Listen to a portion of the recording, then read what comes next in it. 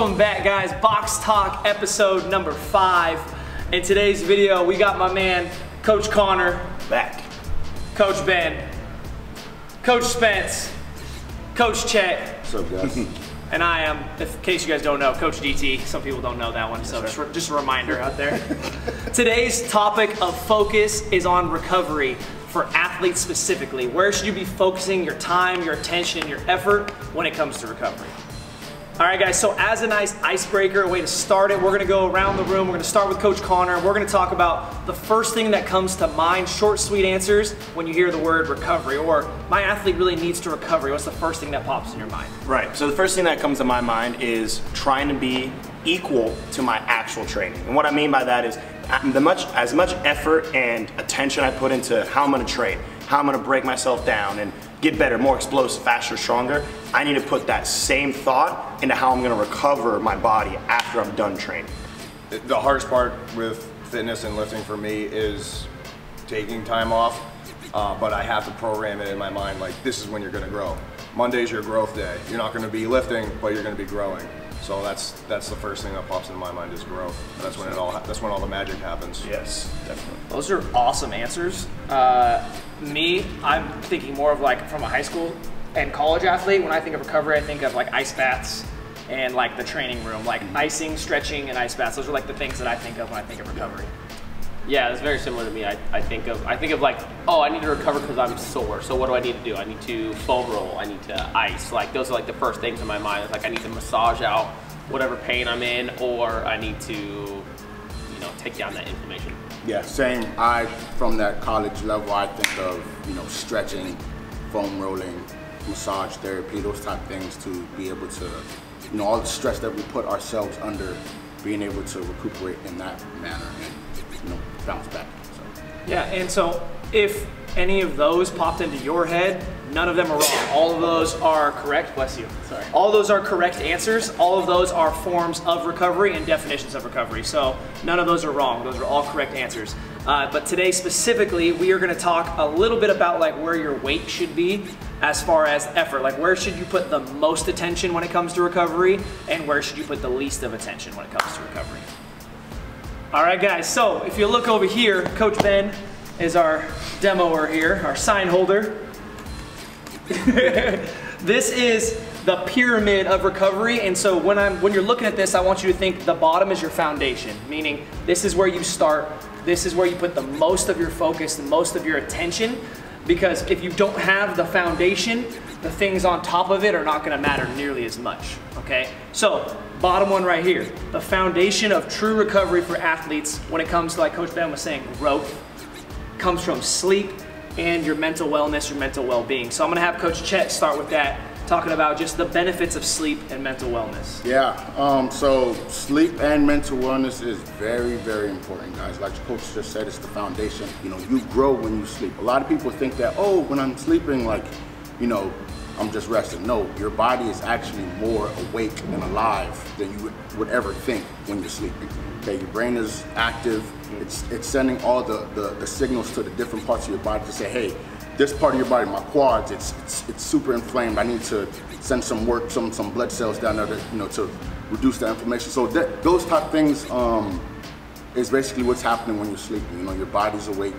With that being said, I think that like a good adequate amount of sleep is about like 7 to 9 hours. That's 7 should be your baseline.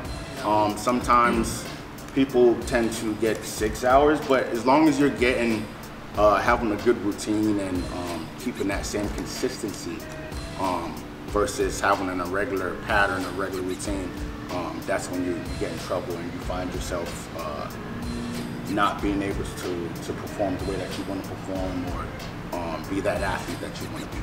Yeah, I think one thing that I really want to give you guys out of this video is not only knowledge, but like, what should I do? Like, how much sleep should I get? So like Chet said, the ideal range is gonna be like that 7 to 9 hours. If you can get 9 to 10 hours of sleep, you are gonna feel great mental clarity, you're gonna feel recovered, your body's gonna feel refreshed, you're gonna perform well.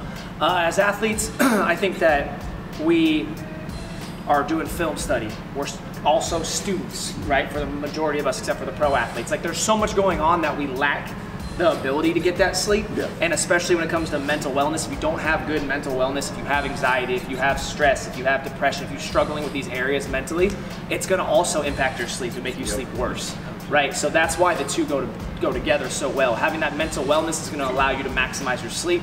So athletes, make sure you're trying to get 7 to 9 hours at least.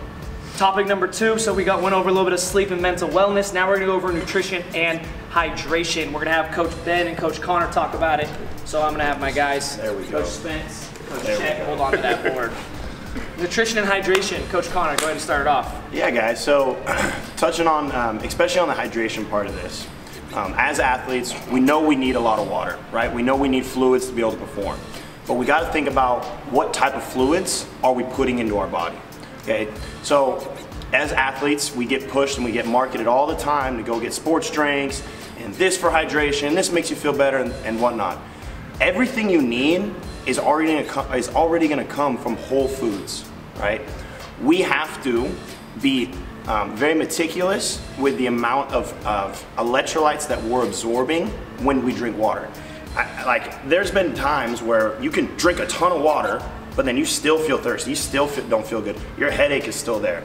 You probably have some type of imbalance going on.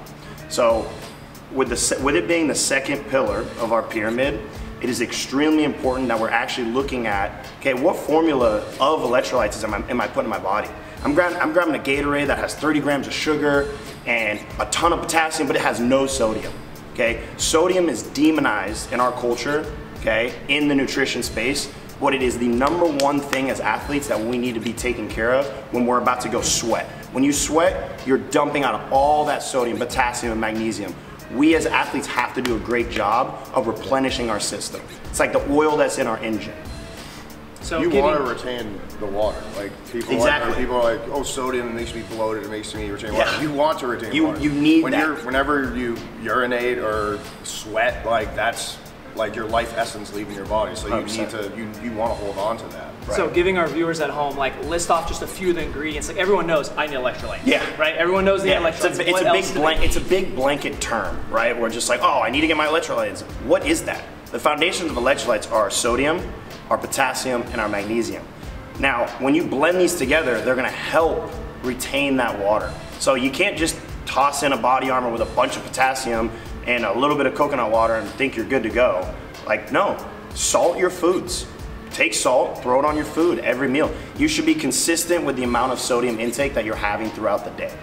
And magnesium is extremely important for Yes. hormone and just functional growth. And you can get that through supplements or through like almonds. I think some meats have it too. But obviously potassium through starches like potatoes and also like bananas. But like Connor said, you can get most of this through whole foods. Like, I don't even drink protein powder. I can't even remember the last time I drank protein powder. I just eat a lot of food. And like, obviously, you've heard carbs are bad. You've heard fat is bad. It's not true. Fat protects you. Carbs give you energy, and protein promotes growth. So like, you need all that. You can get it all from whole foods. And it's like, the more society advances, the dumber we get, because it's actually easier than everybody thinks. You just need to eat whole food. And not crap.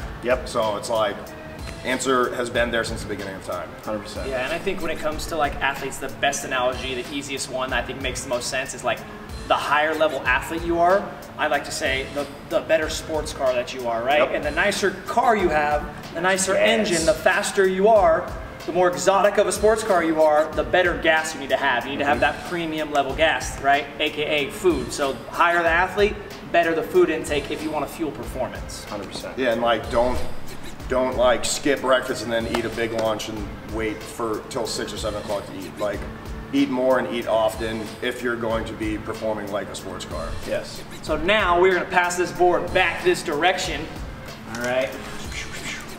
We are gonna talk about the third tier here, which is what most people, in my opinion, think of when they think of recovery, which is deep tissue massages, stem treatments, scraping, foam rolling. So right now what we're gonna do is Coach Spence is gonna kind of talk about the benefits of those recovery modalities. Yeah, so massage, it's to loosen out those sore muscles.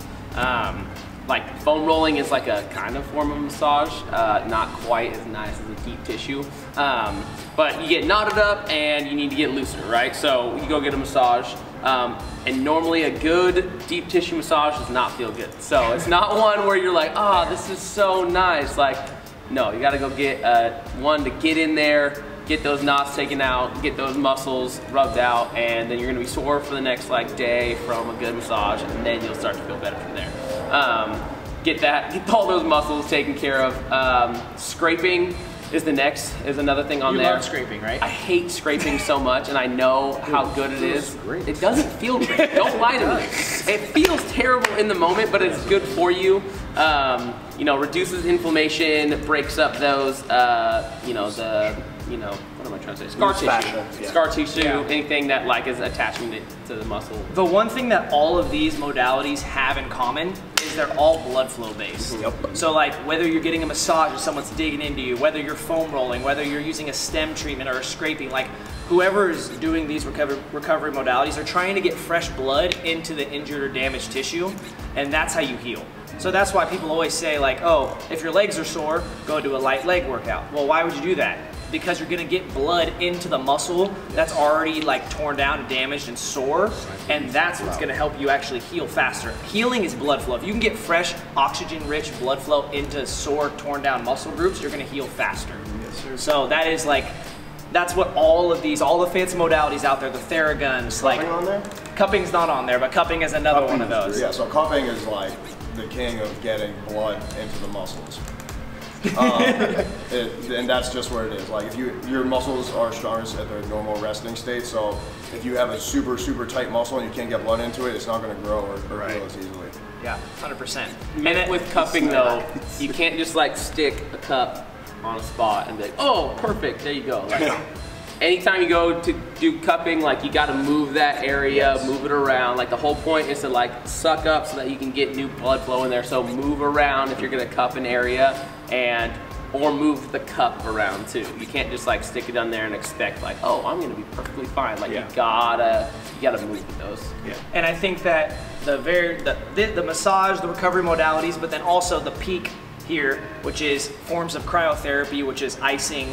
Cryotherapy just means cold therapy. Yeah. So there's icing, there's ice baths, there's cold plunges, there's cryotherapy like cold air therapy, which is super popular as well, and active recovery. I feel like most of the time when you hear from coaches and trainers, it's like, oh, you're really sore? Everybody like go do some, just go do cryotherapy and go do some active recovery, right? And those things are so important and so beneficial, but if you don't start down here, if you don't have the foundation, if you're not sleeping enough, if you're mentally all jacked up, if you're not eating good food, if you're not hydrated, then foam rolling and going and taking an ice bath is not gonna help you that much. You have to have a solid foundation before you go to the very top and utilize these modalities at the top. So the people that are getting the most out of cryotherapy and the most out of active recovery and the most out of massage are the people that have a solid foundation and are handling their business down here on the bottom of the pyramid. Okay, but with that being said, guys, what is your personal, we'll start with Coach Connor, form of active recovery? There's so many versions of it. What do you like about active recovery? Can I put this down? Yes, you can. So personally, my favorite form of active recovery is mobility work. So the reason why I don't even say like straight stretching is because I love to still challenge myself and still feel like I'm almost getting a workout while challenging my range of motion through different stretches and through different mobility practices. This past year, especially before my injury, like I put a big emphasis on trying to be more mobile. And I noticed like, wow, it has helped all my lifts and all my performance in all areas of being an athlete so much. So that when it comes to the number one thing that I do for myself, it's just taking time almost every day to work on my overall mobility. And I think with your injury, you've been getting like expert pro in that area. Like you've been really honing in on that. Yeah, it feels good. Which is good. What do you like, Ben? What do you like to do for active recovery? Every single day, I do myofascial release every day. That means massaging your muscles. I use a chirp wheel every day, which is a large wheel that favorites rides along your spine and your neck, and I use a massage gun every single night. It depends on what muscles I'm going to be working. I use my legs every day, being a speed and agility coach, so I do my legs every night. Depends on different parts of the leg. always hit my upper quads every night. And if I know I'm going to do a push movement the next day, I hit my shoulders, my chest. If I know I'm going to do a pull day the night before, I'll hit like my teres major, my lats, like all of that. So I like feeling fresh every day. I think mobility, myofascial release, and lifting are the keys to longevity. And I want to feel young for the rest of my life. So I'm all about that. You combine that with like good nutrition and a good workout regimen, that's a secret to longevity. It's not like medication or bad diets and stuff like that. Nope. Like, it's just simple. The answer's been there the whole time. Yep. Stop. What's the word? Reinventing the wheel. Yeah. Yeah. Boom. For me personally, and like something that I would suggest to like the average, athlete that's out there, is the best form of active recovery is something that you're going to enjoy doing, that's going to get your blood flow pumping. And I would strongly suggest doing something that's not your actual sport. So if you're a soccer player, like your active recovery shouldn't be a pickup soccer game, right? If you're a soccer player, it's like, hey, why don't you go play some spike ball with some friends, right? Or why don't you go play a pickup game of basketball? Something that is going to get your blood flowing, it's going to keep you active, it's going to loosen up your muscles in your body, but it's still going to be fun. So that's like that's where my mind goes when I think of active recovery. Yeah, I'm the same way. I love to just like go out and play some kind of pick up something. So lately it's been basketball. I just go in and I'll play basketball and move around and start slow and then get into some pickup games and actually get that blood flowing. So that's what I like the most, is doing something fun that I don't feel like is boring, and it'll get my blood flowing. Yeah.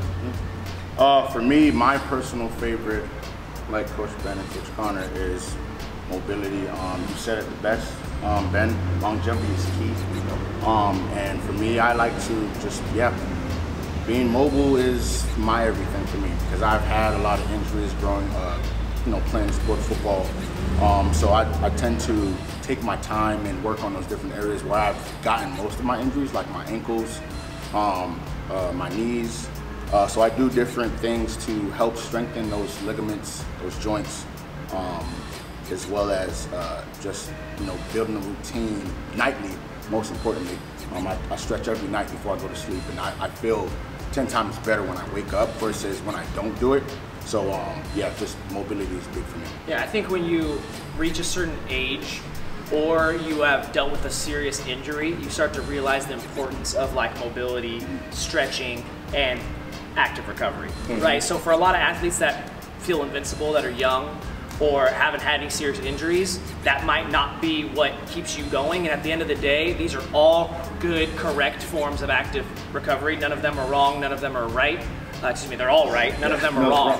But my point is that active recovery is something that you gotta make sure that you're doing. So if it's something that you don't like and you're not gonna stick with it, like my mom makes me do yoga for 15 minutes, like you do it twice, you never do it again, that's not what you should be doing. You gotta find something that you're gonna be consistent with and that you're gonna stick with, that's gonna help you, like Coach Ben said, for longevity for the future. Bro, don't hate on yoga, bro. Yoga's fun, bro.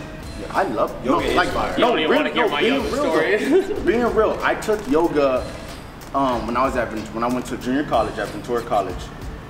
Didn't like it. I'm like, why am I doing this? This is stupid. This lady my teacher just wanted me to do it, because she kept she always would see me walk in the hallway, because the yoga classroom was right in front of the football locker room. It's like, hey, chick, come on, join yoga. Just hop right in. I'm like, no, I'm not doing that. But I actually did it, and I did it for the whole entire semester. And I kid you not, it was during football season. I felt the most flexible, most hips mobile, open, everything, bro. And I didn't get any injuries while other people were getting injuries. So I'm like, it actually does help. Yep. Yeah. Datoga coming soon. DT yoga. DT. All right, guys. Hey, I hope you found some information that was beneficial, and hopefully some things that you can actually take away and implement in your everyday routine. Recovery session out. Yep. See you until next time. See you guys later.